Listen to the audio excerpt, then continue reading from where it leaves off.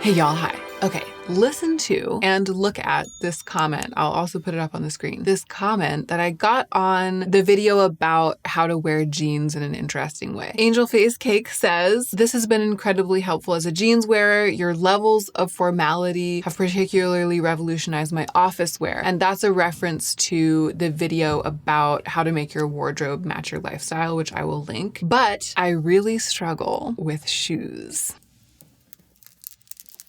I'd love to see a video dedicated to shoes and formality, especially if you could show options for those of us who need flats or extra support. And this comment has 60 upvotes and has been co-signed by multiple people saying, yes, please, I would also love this. What an excellent idea. Well, here I am. I have so much to say. I think you could say that I'm unflatteringly overexcited. I'm going to focus on office wear, shoes for office wear. I have a lot to say about footwear in general at different levels of formality, but I think the comment was specifically saying I struggle with shoes for office wear. And if I did shoes for every level of formality, the video would be 10 hours long. So we're just going to focus on that. Let's skip all of the brouhaha and get right into the meat of the video.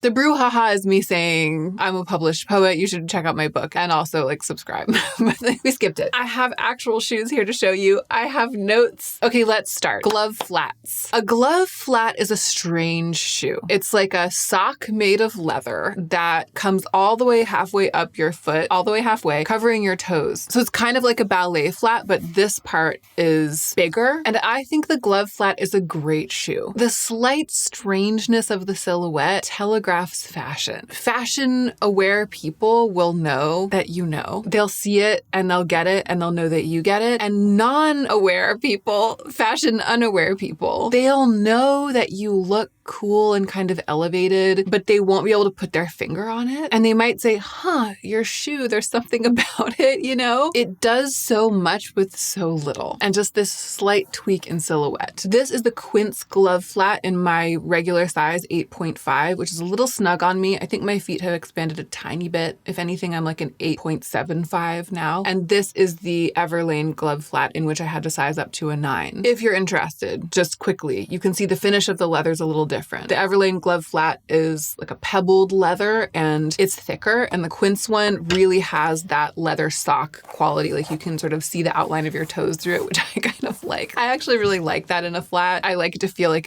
and look like it's painted on. You might not be into that. The Everlane one is slightly more structured. I'll talk more about structure as a glove flat issue in a moment, but before we get there, some more benefits of glove flats. Wearing them in the office with your office attire is so delightful. And I speak from some experience because I used to wear flats like this when I was an academic. That's kind of it, in various academic settings working. And I tended to wear more formal clothes than one needs to be an academic because I didn't want to waste the opportunity. But in a flat like this, in your workplace, you'll have one of my favorite qualities, which is lightness of foot. A glove flat makes a person spry. You can sort of spring around your office in a dancerly way, the entire sole of the foot making contact with the ground. Glove flats look amazing with every length of pant, right? A really long pant that pretty much hits the floor. A glove flat is a great shoe to wear underneath that pant. A barrel leg pant that kind of is supposed to hit at the ankle and show the ankle. A glove flat is a great option there, and everything in between. They also look really good with skirts and dresses. I personally wouldn't wear a glove flat with stockings. So if you are looking for a shoe that you can wear to work, it has to be a workplace at which you can comfortably show a little bit of bare leg skin, right? You're not going to need stockings there. You can show a little bare ankle and it won't be scandalous. If, however, you need more infrastructure, the original brief did say those of us who need a lot of support. I myself have been known to criticize flats because they don't have a lot of support, and that's true. But there are some workarounds for glove flats for the workplace. If you need more infrastructure or you're going to be doing a lot of walking, you can size up a little bit and get a really beefy insole, like an insole with a lot of structure. I've done this before with boots and I've done it with flats before as well. If your arches tend to fall, if you have plantar fasciitis, etc., an insole that's designed to support your feet and your foot issues, as long as you usually size up a little bit in a shoe like this, you can fit it right in and then end up with something unexpectedly supportive.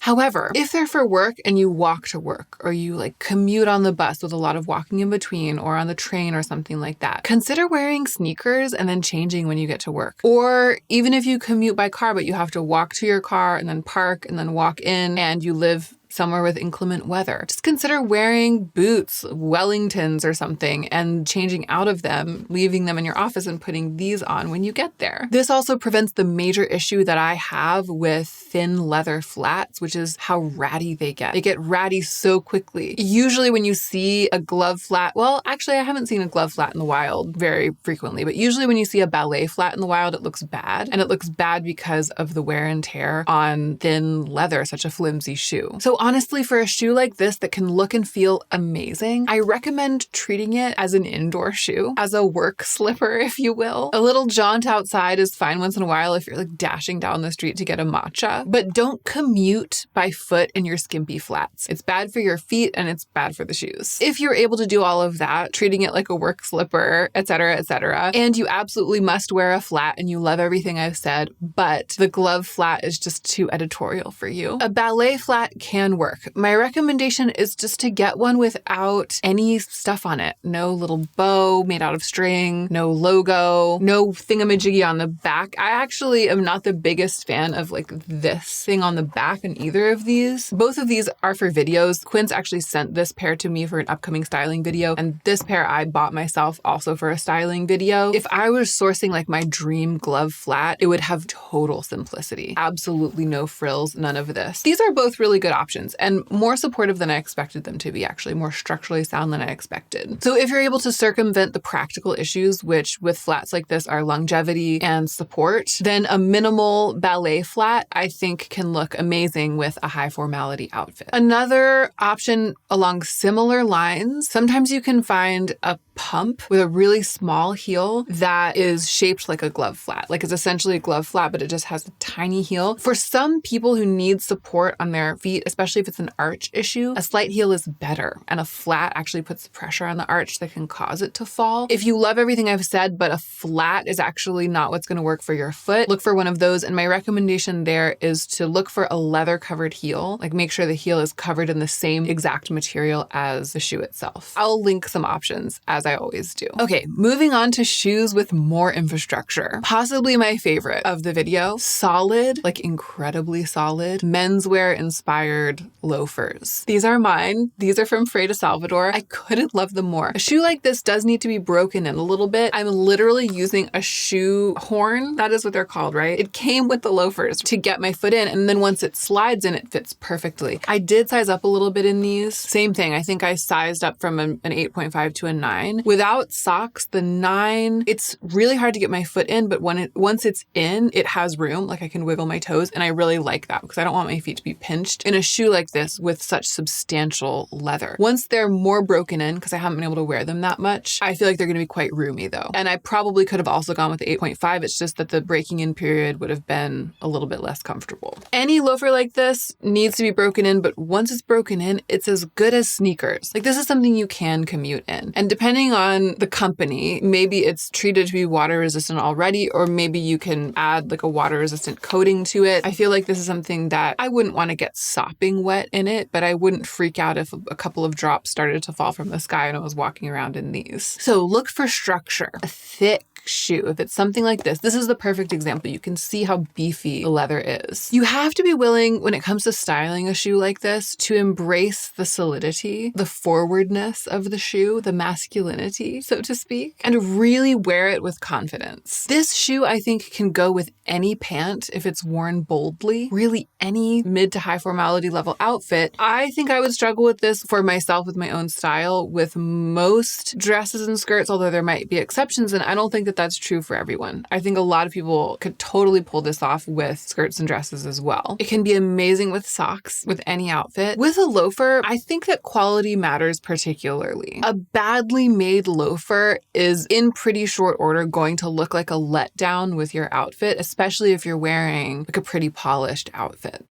But a well-made loafer is going to be the best part of your entire work wardrobe, star of every outfit. I think that an accessory like this, if it's well-made, can elevate clothes that aren't necessarily quite there. It doesn't really work the other way around. And in my opinion, worth the investment because it can be worn every day, right? You can wear this 5 days a week, whereas with clothes, in most cases, you kind of can't. You know, they're expensive, not just these, right? There are a lot of loafers out there. And again, I'll link a bunch, not just these. And I'll try to find some that aren't as expensive as these. But I feel like with a shoe like this, if you can't spend the money to buy them new, look for sales, wait for sales, haunt the real, check eBay, find something on the secondhand market or that's marked down that's still going to have that quality. For me, I feel like it's worth it to do that when it comes to footwear, especially this type of thing. There is also such a thing as a soft loafer or even a driving moccasin that can work for some people in this role. And I actually have a pair, so you can see the difference. It's not just that the leather is softer. And actually, this is interesting. You can see that these Freda Salvador loafers are actually a really dark brown. I know they look super black on camera, but I feel like I can see that they're like an espresso color compared to this true black. I have tried and failed to make it work with this silhouette. Although I think if I had a more formal workplace, I might have a pair of these in rotation or driving moccasins. These are from the brand Margot. They're so lovely. I just haven't really been able to get them on my feet with outfits yet. And I think it's something about the style. Maybe they're reading a bit preppy for me. Whereas I feel like with the chunky loafers, with their slight awkwardness, they read a little bit more fashion. And I feel more at home there. But if you're in the opposite situation and the chunky loafer feels like a bit much for you, a bit ostentatious for you maybe, and you need a supportive workhorse office shoe that's like has more infrastructure than a ballet flat, but similar qualities, similar versatility, look for a soft loafer or a driving moccasin. If you can handle a low to medium heel or prefer a low to medium heel, a shoe, I don't have any here, but this is actually a shoe that I'm in the market for. I've been seeing them in a lot of places lately, and this is something I've never wanted before, but recently it's started to feel like there is a hole in my shoe wardrobe that's the shape of these shoes. It's those low-heeled, low-profile, round-toed boots with a shaft that is longer than like a low Chelsea boot, but not that tall. It's long enough to go up underneath the cuffs of kind of ankle-length pants and bridge that gap between the shoe and the pant, maybe even when you sit down and cross your legs, but that's it. It doesn't go any higher than that. I actually feel like they're kind of made to be worn with pants that are that length and not necessarily really made to be worn with shorts or dresses or skirts where the top of the shaft shows. It's like just enough boot to get up under the pants and then that's it. The ones that I've been eyeing are the ones that Rouge makes. They're so expensive. I just don't know if it's in the cards. I see boots like this in a lot of places, so I'm going to take my own advice. Keep an eye on the secondhand market, eBay, Poshmark, The Real. Look for sales, look for options from other brands, etc. I feel like a boot like this, it's like an outfit completer in so many ways. Again, I would opt for total simplicity, like I said with the ballet flats and the glove flats. No stuff, no tabs, no grommets, no rosettes. I don't know,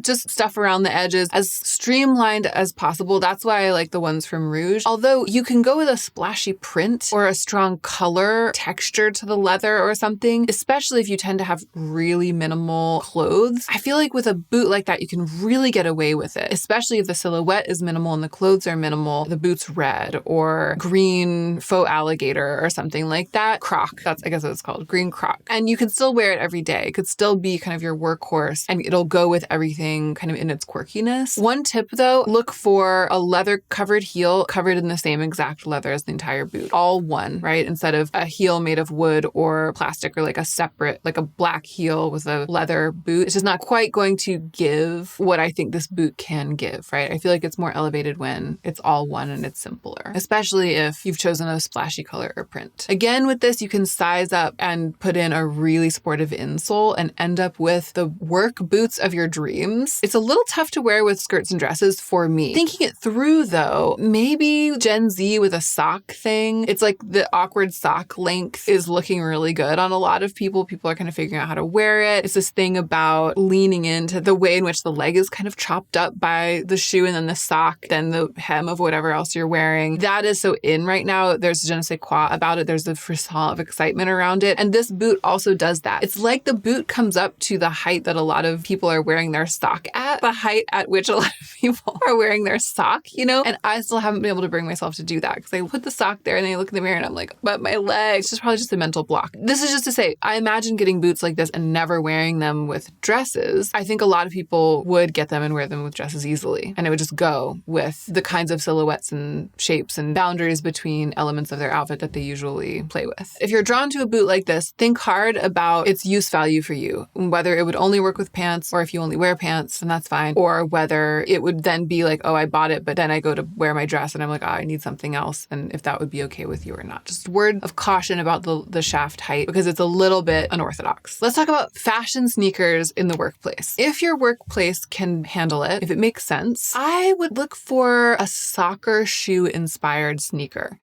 The world of fashion sneakers can be kind of confusing right now. If you're out there and you have a workplace where a fashion sneaker would be totally fine and you're like, I think I need a fashion sneaker for the workplace, then you're going Googling fashion sneaker. It's like, but none of these look good in the work, or I don't know which ones. Like, I don't know which ones would make sense. And you're worried you might get a pair and then wear them to work and then feel like, oh, I didn't quite calibrate right. And now it feels a little bit like wearing my workout shoes in the workplace, you know? If that's your situation, look for like an indoor soccer inspired shoe. And here's an example. These are 3 pairs of what I would call fashion sneakers. Okay, this is like the classic chunky dad sneaker. Side note on sizing on this. Looks like I have a US 8.5, which is the EU 39. I think the reviews said that they ran big and I didn't listen and I took my usual size and I kind of regret it. They're like a quarter to a half size too big and I wish I'd gotten the 8 and then like broken them in. So I actually haven't worn these as much as I wish I was wearing them because I quite like them. This isn't what I would suggest. This, if you look up a fashion sneaker, you'll see these like retro runners are really in right now. Is that what they're mostly called? Yeah, I think so. Vintage running sneaker style or like retro running sneaker, 80s style running sneaker, early 2000s style running sneaker, often lots of layers, mix of materials, suede and leather and plastic and fabric, all kind of layered in together with all of these lines and striations. A beautiful shoe, right? A great kick. I really like these. I like these a lot. Also kind of a sizing issue though. My feet didn't seem to change size dramatically after giving birth, but I've struggled postpartum to like fit shoes. It's weird. It's a whole new world. I have an 8.5 and I kind of wish I'd sized up to a 9. They fit, but they need to be broken in. This is what I'm talking about though. This is the Nike Street Gato. I love this shoe. It's a street football version of the Gato, which is like their original indoor soccer shoe or indoor soccer inspired sneaker. I think this is beautiful and the perfect silhouette for a fashion sneaker to wear to work, a work appropriate sneaker. Ways to elevate it and make it feel even better with your mid to high formality level workwear. Look for one in suede. That's one of the things that makes this pair look so great. Suede or suede details. Look for one in all neutral colors, like a combination of neutral soft whites, creams, or all taupe, different shades of like taupe and brown, or bright white. Wear it with a pant instead of with jeans. Like if you're wearing your jeans to work, then go with your glove flat. And then if you want to wear your sneakers, your fashion sneakers, go with a suit pant or something. Instead of putting like the most casual part of your wardrobe with the most casual part of your footwear wardrobe. I feel like the dad sneaker, while beloved and while clearly like stylish, it's just a little bit too cheeky for a lot of workplaces. Maybe not yours, but I think for a lot, this sleek sneaker can really be elevated without drawing too much attention to itself. Okay, a couple of honorable mentions. I don't know why they're honorable mentions. They're just as valid as the rest. I think I just feel like I've been talking for a long time